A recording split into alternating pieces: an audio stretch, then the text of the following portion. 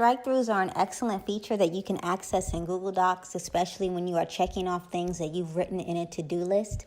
First, for this tutorial, you need to type 2 words. Well, you don't have to type 2 words, but just imagine that you're typing 2 words. Highlight your text, select Format, select Text, and then scroll down and select Strike Through. That is exactly what you want to select, and once you select that, then you can see that the strike through is actually present. That was the first way. Now we will do a shortcut way, but first I'm undoing that by selecting text and then strike through. For this way, you will highlight the text. Once again, we always start with highlighting the text, and you're going to click 3 keys on your keyboard, Command, Shift, and then the letter X. Command, Shift, X. Command, Shift, X. And then there you have. Your strike through is present.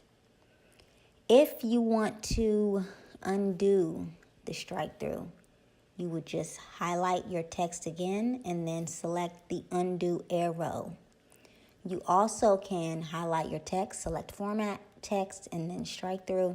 And as you can see there, it will deliberately remove the strike through.